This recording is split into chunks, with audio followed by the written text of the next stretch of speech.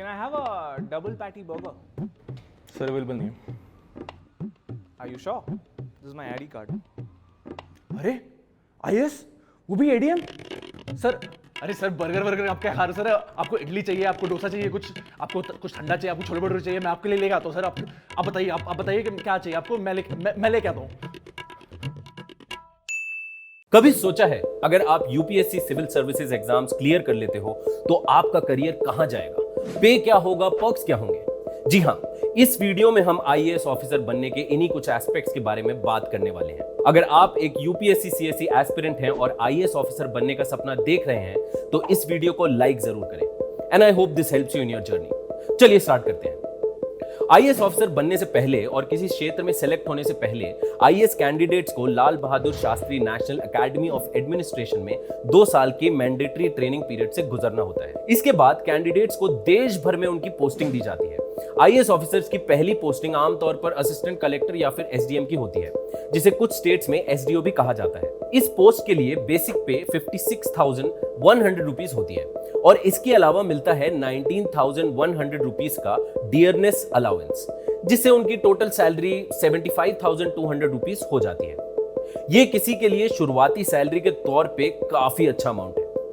इसके अलावा हर IAS officer को हाउसिंग रेंट अलाउंस और ट्रांसपोर्ट अलाउंस जैसी पर्क्स भी मिलती है. सरकार आमतौर पर आईएएस ऑफिसर्स के लिए हाउसिंग प्रोवाइड करती है, इसलिए आपको सरकारी बंगला या घर मिलता है. लेकिन अगर ये नहीं मिलता है तो आपको अपने मकान के किराए के लिए एक निश्चित रकम सरकार जरूर देगी. ये अलाउंस आपकी पोस्टिंग की सिटी पर आधारित होती है. एचआरए 3 कैटेगरीज में आती है. पहला क्लास एक्स, जिसमें सभी 8 टियर 1 सिटीज शामिल होती हैं. यहां आपको 24% सैलरी के रूप में एचआरए दिया जाता है. देन क्लास वाई में आती हैं टियर 2 सिटीज, जिसमें 5 लाख से ज्यादा लोगों की आबादी वाले लगभग 100 शहर शामिल होते हैं. यहां आपको 16% सैलरी के रूप में एचआरए दिया जाता है. और अंत में क्लास जी होती है, जो कि आमतौर पर टियर 3 सिटीज और रूरल क्षेत्रों को शामिल करती है, जहां आपको 8% सैलरी के रूप में एचआरए दिया जाता है. नमस्ते नेताजी. अरे अशोक बाबू, आईएएस अफसर बन गए हैं आप. हाँ जी तो बताओ क्या किया जाए आपके लिए.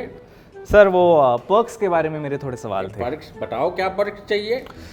पहले तो वो हाउसिंग अलाउंस का ये क्या लगता है सीन. घर की चाबी रख. ओ, और सरकारी गाड़ी की चाबी रखो. Protection protection. फोन फोन रखो. अलाउंस. अलाउंस रखो. अगर आप सरकारी बंगले में रहते हैं तो आधे महीने का बिजली का बिल भी आपको सरकार द्वारा दिया जाता है. मगर अगर आप सरकारी मकान के बाहर रहते हैं, अपना खुद का फ्लैट ले रखा है, तो आपको पूरा बिल खुद ही देना पड़ेगा. फिर आती है आपकी ट्रांसपोर्ट अलाउंस की बारी, जो कि एक सरकारी गाड़ी के रूप में दी जाती है. आपको एक सरकारी ड्राइवर भी मिलता है और सिर्फ आपकी सेवा के लिए काम करता है. इसके अलावा आपके ऑफिशियल ट्रैवल और विजिट्स के समय के फ्यूल चार्जेस भी कवर किए जाते हैं. और फाइनली आपको एक ऑफिशियल फोन नंबर भी प्रोवाइड किया जाता है, जिसके लिए सरकार आपके टेलीफोन और मोबाइल फोन के बिल्स को कवर करती है. लेकिन आपकी इन हैंड सैलरी से 10% की कटौती भी होती है, जो कि नेशनल पेंशन सिस्टम में जमा की जाती है और जो आप अपने रिटायरमेंट के टाइम निकाल सकते हैं. तो आपकी इन हैंड सैलरी लगभग 67,680 रुपीज हो जाती है, आपके सारे पर्क्स को छोड़कर. इसलिए अगर आप पहली पोस्टिंग पर आईएएस ऑफिसर हैं तो आपके मंथली खर्चे को निकालने के बाद भी आपकी कमाई अधिकतर बच ही जाती है. ये काफी अच्छी जिंदगी है. एसडीएम या असिस्टेंट कलेक्टर गवर्नमेंट के 18 पे ग्रेड्स में से लेवल 10 पर होता है. जब आप रैंक्स में आगे बढ़ते हैं तो आपकी कमाई मेनली आपके बेसिक पे और डियरनेस अलाउंस के फॉर्म में बढ़ती है, जो कि आपकी बेसिक पे का एक परसेंटेज होता है. हर लेवल के लिए आपको नेक्स्ट लेवल पर प्रमोट होने से पहले कुछ मिनिमम साल की सर्विस करनी होती है. कम से कम 1 से 4 साल एसडीएम के तौर पर काम करने के बाद असिस्टेंट डिस्ट्रिक्ट मजिस्ट्रेट और अंडर सेक्रेटरी की पोस्टिंग मिलती है, जहां basic salary 67,700 rupees plus dearness allowance और बाकी सारे पर्क्स होते हैं. ये पहले वाले पोस्ट से लगभग 20% ज्यादा है.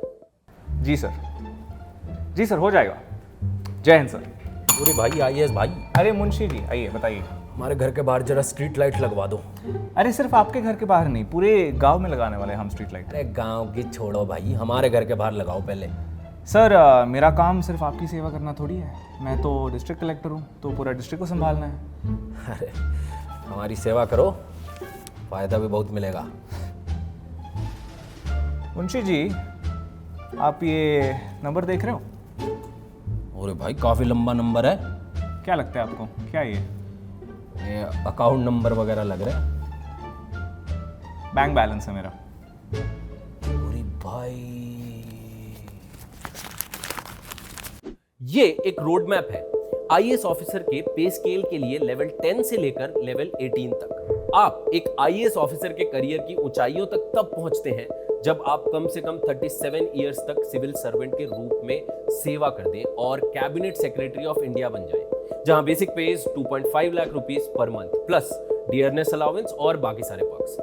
इन स्तरों पर पैसे के बारे में चिंता करने की जरूरत नहीं होती। जब आपने अपनी पूरी जिंदगी देश की सेवा में बिता दी है और अपने करियर, शान, नाम और बैंक बैलेंस को बना लिया है, तो पैसा इतना मायने नहीं रखता। इन सभी संख्याओं और सुविधाओं की बातें बहुत अच्छी लगती हैं, लेकिन कोई भी व्यक्ति आईएएस अधिकारी इन रीजंस के लिए नहीं बनता। यही वजह है कि यूपीएससी सीएससी को क्रैक करने और एक टॉप लेवल सिविल सर्वेंट बनने के लिए बहुत से इंपॉर्टेंट स्टेप्स लेने पड़ते हैं। आईएएस चुनने का प्रोसेस भी इंटेलेक्चुअल बेस्ड टेस्ट पेपर से लेकर वैल्यू बेस्ड इंटरव्यूज तक इन पर्क्स को ज्यादा भाव नहीं देता। इसलिए सही नियत को ध्यान में रखकर आप अपनी तैयारी को जारी रखें और इसी तरह से आगे बढ़ते रहें। सी यू नेक्स्ट टाइम।